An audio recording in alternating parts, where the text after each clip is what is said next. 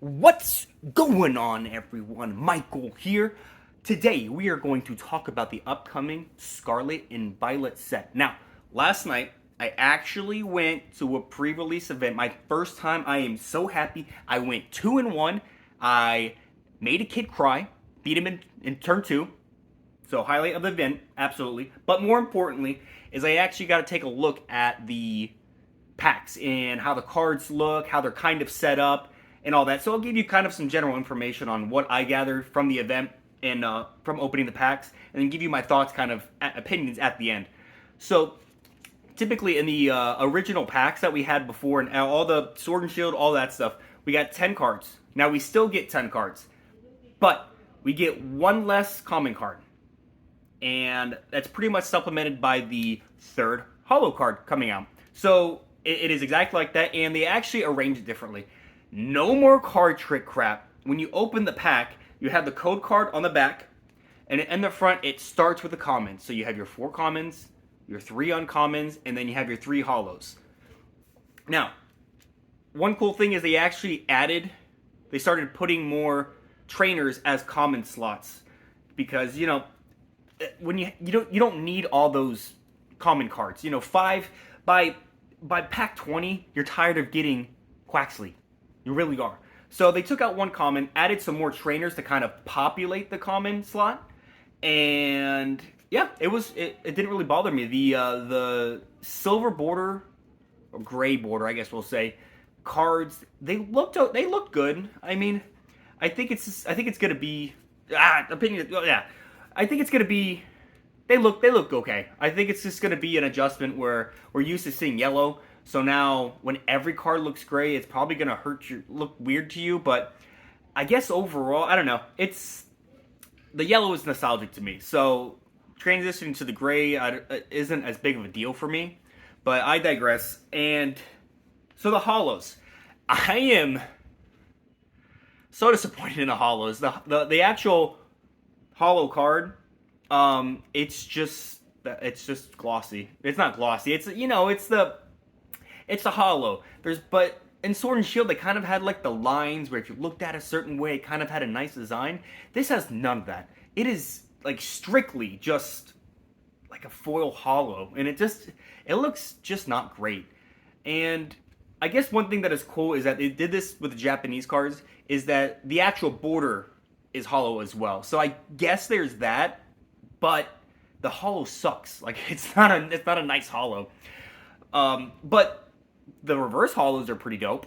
So instead of the picture and the border being holo, everything else is holo around it, where the text box and all of that, and it has a really cool design on it. So those are cool. They're busy, but they're cool. I like them significantly better than the regular holo cards. Now, because it was a pre-release event, I actually got I don't know what you call it, a little pamphlet in the pre-release kit that actually kind of goes over a few things. And one really interesting thing that I noticed is that they actually very specifically label now there's certain types of rarity of the cards. Now, when it came to what we had before, and pretty much every other set, we had your circle was a common, your diamond was an uncommon, and your star was a rare. And those were all black. And then they kind of just changed the what the star looked like to dictate kind of what kind of ultra rare. It was very like vague. No one really knew exactly what to call them. We just knew they were ultra rares. Now, I'm actually gonna list out the rarities now, because they actually list. There they are. They're the rarities. So we still have that. We still have the circle is gonna be like a common. The diamond is gonna be uncommon. The star is gonna be rare. But now we have double black stars. Those are double rares. And those are your EX cards. So those would have been your V cards in Sword and Shield. So those are specifically labeled now as double rare. Now after that we have ultra rare cards. These are 2 gray or silver, or they're going to be hollow, so silver stars.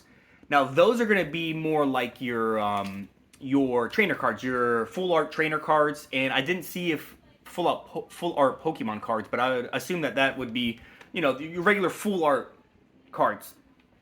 After that, we have illustration rare. So those are I'm assuming this is how it's going to be going forward. But this is the, imagine the trainer gallery. That's what this is now. This is, it's kind of equivalent in regards to the rarity. And those are denoted by a single gold star. So obviously we're going black is not as rare, and then gold is going to be like the ultimate rare. And the amount of stars is going to dictate how high that rarity is. So after we have illustration rare, we have special illustration rare.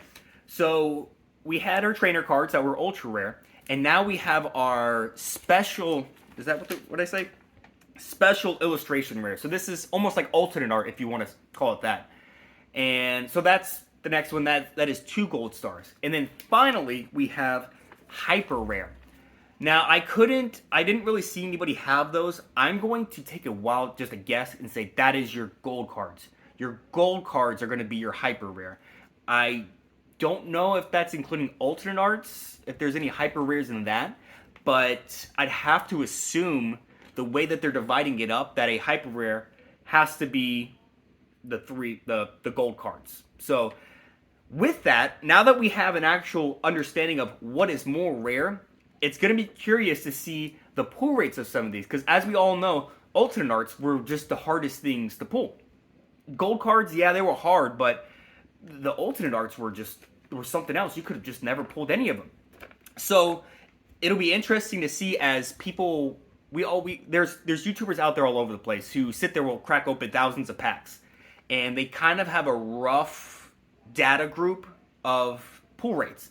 So I am super interested to see the pull rates of this, and to see, I really hope that somebody actually takes the double rares to the hyper rares and really breaks down per pack, or per booster box or something, what you could expect. So any YouTuber out there, I hope you do that so I can make a video on that, because that would be super interesting. So that was awesome to see. So let's go over, I did see a couple of the more rare cards. I did myself pull a Gardevoir EX, just a regular double rare, and I'll have to say the foil on the cards it's definitely better than the V cards. Now the V cards was just a full art, and then it was just a gloss. Now this does have that gloss to it, and I will say I wish they would have made it a little bit easier to notice the pattern. But on these double rare cards, at least the EX that I got and the Mimikyu, I actually got one of the Mimikyu promo cards that was an EX. And it kind of has like a nice little star pattern to it. And I have to say, I was skeptical about it at first, because I'm not a fan of the actual art on the card. But I guess if you consider that it's just a double rare, it is better than your typical rare. But the holo pattern is really cool. I have to say, I was skeptical about it at first. I thought that the foil pattern would have had to have been better for it to be nicer cards, and it was. So that was a pleasant surprise. I did pull a full art trainer card, and that's how I knew that those were God, now I can't even remember. There's too many rarities. It was the ultra rare, and they look just like full art trainers from previous sets. So nothing special there. Now, I did meet up with somebody there. I actually went with some of my wife's friends, and one of them actually pulled the special illustration rare Miriam. So that was cool to see. And I will say, I'm going to try to describe this the best I can. So it does have texture like we've been used to, but the foil on this, the best way that I could describe the foil of this card is, I want you to go ahead and imagine a rainbow VMAX card. Now, forget about the colors. Yes, the colors look great. Don't worry about the color. Just imagine the foil to it. And it almost has like a little digital pattern to it. That's what's on this card. And it is definitely different. I had to actually go back and I went and looked at some of the previous, like even alternate art cards. Boy, does this card shine. It is like, that was one of the things about the rainbow rares that was awesome, right? Is that if you held it right, boy, do those things shine. And they took that foil pattern and just took off the rainbow. It doesn't have that rainbow anymore. So now you get to see this wonderful artwork behind it. And And this foil pattern, boy, does it pop! Like there's you can angle it with however you want, and it's gonna shine. Oh, I can see these cards, those cards specifically being just. It's no wonder that people want the Miriam is right now, over $200. It's no wonder. Now that's the only like special gold card that I saw, so I can't really speak for anything else. I think I did see somebody had one of the special illustration Gardevoir EXs, but I didn't actually take a good look at it to see if that foil pattern carried on. I hope so. I hope that this foil pattern isn't all of the gold rarity cards. So you're I'm never gonna remember these. This is gonna take me forever.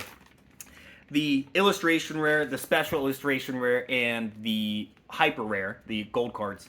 So I guess we'll have to look at that later. Maybe, hopefully, when I get some packs later on, I can open them and kind of, hopefully pull one and give you my opinion. But overall, I was actually, I was pretty surprised.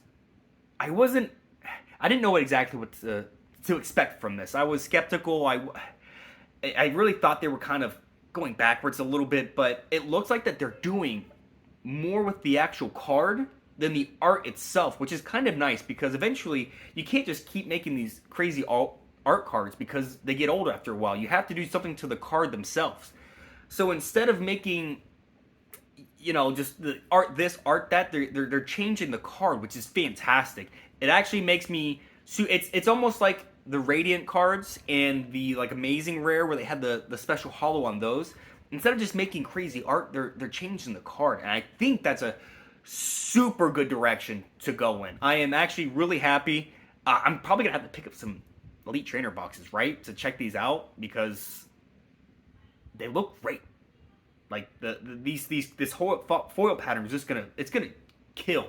I need to see more of them, to be honest with you, but overall, the experience was pretty cool to not only see all the new cards, especially like a week early, but to see a lot of the rarities and to see how, like, all the changes. So I guess the one biggest question now is pull rates. What can we expect? We got so spoiled with the trainer gallery and all those gallery Radiant cards that we got to see. I really hope that they at least increase the earlier Sword and Shield sets. I'm tired of six pulls. I mean, it has to be minimum 8 now, right? 8 to 10, I think, would be a good jump. We can't have 6 pulls in a pack. So that's the only question I have going forward, because I'm going back on what I said before. I'm actually a little bit more excited about the set now. So if you found the video at all helpful, interesting, you liked it, please give it a thumbs up. Leave me a comment. Did you go to pre-release event? How'd you like it? Because it was my first time, and I was pretty happy. The store I went to, support your local game store if they're nice. If they're nice, support them. But let me know how you liked it. Did you like the new cards? Did you like the packs? Do you think the set's gonna be good? I mean, just let me know.